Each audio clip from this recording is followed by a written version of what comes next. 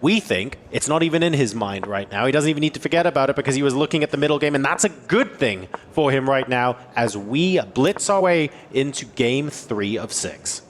Wow, Hikaru Nakamura, he's gone back to his childhood favorite with black, the King's Indian defense. He used to play this every single game against D4 up until he reached the upper echelons of chess, and it was so effective. He took down so many world-class players. He was known as an attacking genius because of this, but he's gone away from the King's Indian in recent times. The fact that he's played it now shows he wants to be aggressive, he wants to be on the front foot, and he smells blood. Going back to his roots, Hikaru Nakamura, this promises a mega entertaining fight. And the other big expert of the King's Indian defense is none other than Garry Kasparov in his biggest days, at his peak. The one player Magnus Carlsen believes is actually better than him in the history of the game. And if Nakamura can maybe channel a little bit of that inner genius, which he is known to do in this opening, he might be able to strike back here. A missed opportunity in game number 2, but let's call it for what it is. Hikaru is one of the few players on the planet who is capable of manufacturing those opportunities against Magnus Carlsen. Yes, there was a missed opportunity, but the fact it was there in the first place is testament to how good he is. It's not enough though, John. You know, you get that chance, you have to do it against him. Hikaru is the world number 2 for a reason. Yes. And to miss that chance against Magnus up a pawn, dominating on the clock, dominating on the board, this is heartbreak for him. And this is what made Magnus sort of this figure in Hikaru's mind who's almost untouchable, unstoppable. When you let go of those advantages, how do you break that mental block? I don't know. In order to answer that question, you'd first have to answer the question, how does he not see the winning move at the end of that last game? And I don't have a good answer for that, I'm afraid. Yeah, if you drop that position on Hikaru Nakamura and you say there's a winning move, he would find it. Yeah, puzzle rush, here you go. Puzzle rush immediately, but it was just the trend, the fact he'd lost the thread a little bit. It wasn't as kind of clear-cut as he was hoping. I mean, going back to this position, though, I do love the opening choice. It feels like Hikaru believes this is a must-win game with black. Of course, there's still plenty of games ahead. This will just be the halfway mark in this best-of-6 series. But there we go. He's going for it. Pushing pawns, King's Indian style. Opposite side castling as well. Anything could happen here. This doesn't actually play to Magnus's strengths, which is a great news for Hikaru. This is Hikaru from the late 2000s, early 2010s, showing that he's not afraid to blow open the center. And these are the kind of middle game positions, right, where both players will have to make some very precise moves because it's going to get messy. Yep. It's already chaotic on the board. You have opposite side castling. Magnus's rook already lined up on the open G line. The F pawn about to move forward. For Hikaru Nakamura, he's also eyeing the A pawn to push forward and give some checks on B3. It's going to be a race to each other's king. This is the approach that you need to have to take down the world number 1. And I think Hikaru Nakamura so far has done everything right in this game.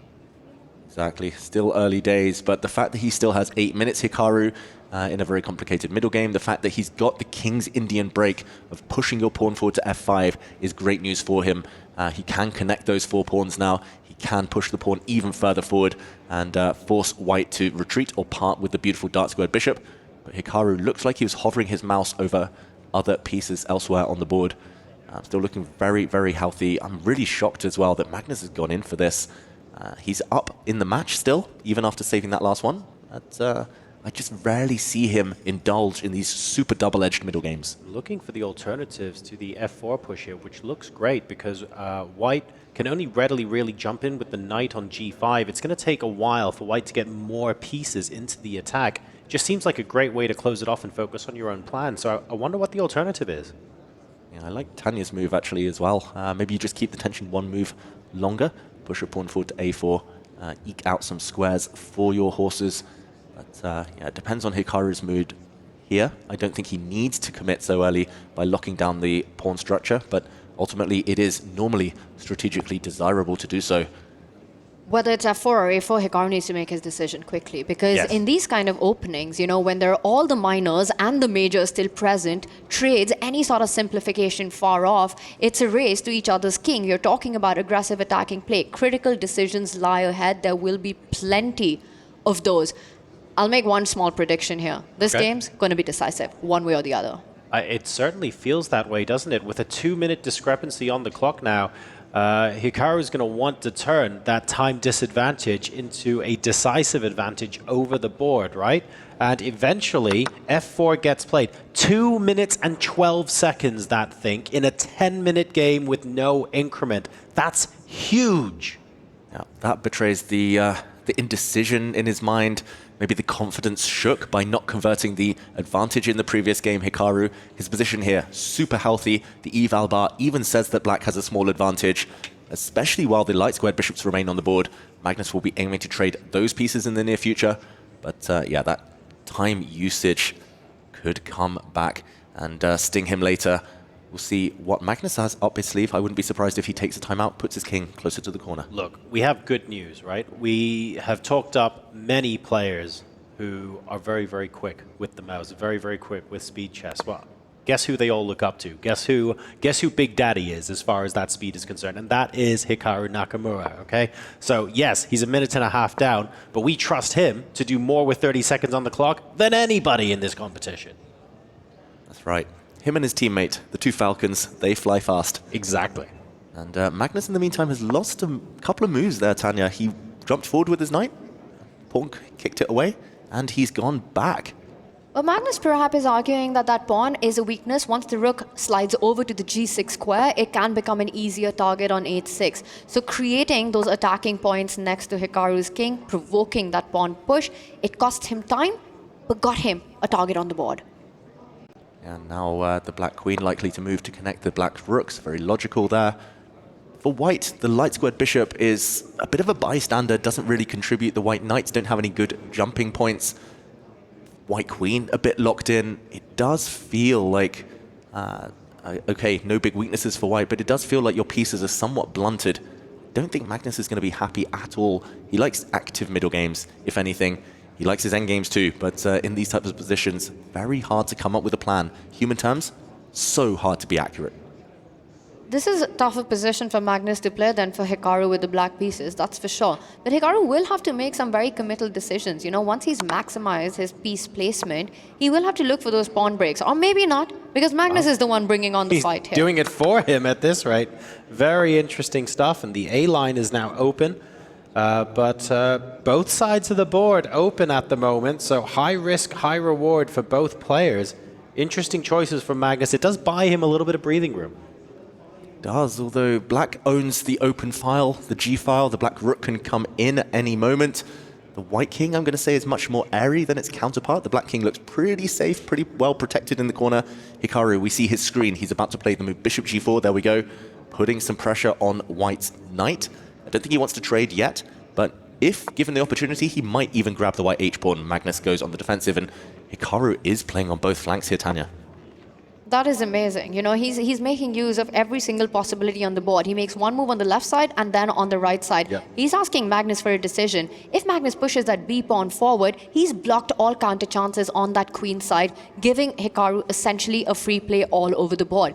But does Magnus even have the possibility to keep the tension? Will we see the streamer's favorite move played against the world's favorite streamer? Will that be en passant? No, en passant. It's a one-time offer. Magnus could have captured the c5 pawn a moment ago, but that is no longer on the cards. Black's knight looks super strong now. Can't get rid of that one on the b4 square. Magnus moves his king. It just needs a breakthrough. It's very blocked, but it feels like the black has the more active forces. Keeping the position just a little bit closed. At the Esports World Cup, en passant isn't legally enforced. Of course, you don't have to take it. And we've chosen not to on this occasion. Queen now moving to the stronger side of the board for the black pieces. It's a maneuvering game, and I really like the plan that I think Hikaru is setting up. He wants to reroute that dark squared bishop, the one piece that is so inactive in his camp, right, to a diagonal where he can get on the attack. Bishop d8, bishop a5 is what Hikaru Nakamura wants in the position. Magnus Carlsen not giving him the time to do so? Or are there tactics that perhaps still allow Hikaru to continue with his plan? Now that we spot that the king on d2 is lined up, he goes for it. Knight takes knight, bishop a5. Nice. Pin it, win it. Beautiful. The King's Indian defense is known as an attacking weapon with the black pieces, but often there's one problem piece, and it's that dark squared bishop. You end up blocked behind your own pawns. If you ever activate that piece, right, it becomes a huge weapon. White's light square bishop, we've talked about it already this game. Definitely the problem piece, blocked behind everything, in there at the long run as a defender. Black's dark square bishop blocked behind everything, but the A file was opened up by Magnus Carlsen a couple of moves ago, and that has presented Nakamura with an opportunity to shove that bishop over to the A file, and it looks like this is going to happen. That dark squared bishop is suddenly going to become a very active piece staring down at the heart of White's position. It's from zero to hero, you know, that bishop has transferred itself to a square where it's perhaps going to be the strongest piece in the position, targeting White's king. And love how Hikaru's played on all flanks, right? We're talking about the left side, but let's point out the queen and the bishop on the right side are about at least threatening all the time to win that h5 pawn as well. And you said it yourself, Tanya. Hikaru is also pretty darn good at grinding everything down. David, you agreed. This is beginning to look like Hikaru giving us a little bit of that as well. Perfect game so far, but we said that about his play in the second half of the earlier game, in game 2. He couldn't finish that one off. This one's still very blocked. He needs a breakthrough. Good move there. Very important move by Magnus to occupy the A file to prevent infiltration. You still need a next step. And yeah, I'm going to say overall, though, no matter what happens in this game, this is exactly how Hikaru needs to play. Aggressive opening, King's Indian, push pawns, try to go for the opponent's king. White's king looks pretty safe, surprisingly, despite being in the center here, quite far advanced. But yeah, Hikaru, even if he doesn't turn this one into a win, he just needs to take inspiration from it. He's played fantastically so far. He really has. I'm going to point out, though, I love how Magnus's king is just chilling in the center. You know, it's surrounded by his own pawns, but it's also playing a key defensive roles to exactly those central pawns, knowing that if any check happens, it might be game over, but any check is far away from that. And as I said, he tries to get it back to safety, sort of passing the ball to Hikaru right now, and Hikaru comes in with another plan. You know, it's all about the A file. I think he wants to get his queen over to B7, assist it to bring the rook and start attacking the white queen from A8 and give those very important checks. And hang on a second, because the white queen is going to be the first piece to infiltrate, and the Silicon does not like that at all. We are now trapped behind enemy lines. Look at Magnus shaking his head. The white queen has no way home. It's going to be sitting on that silly square for the rest of this game. And the light squared bishop, it can come and start targeting it. It almost, and it does. Is Magnus Carlsen about to lose his queen? We need to see Magnus here. Hikaru just needs to get his bishop out the way. We see a round of applause. The crowd goes wild. Hikaru fans there in the audience here in Riyadh. The white queen is still alive for now, but all you need to do is bring the bishop across. She's only got one safe square. Then you slide the rook. That Magnus Carlsen's queen is about to fall. He plays on. Hikaru Nakamura has to take this point, though. He has to. He can't mess this up for the second time. Team Falcon, big support there. The home favorite team, Magnus Carlsen resign. Hikaru Nakamura is back in the match.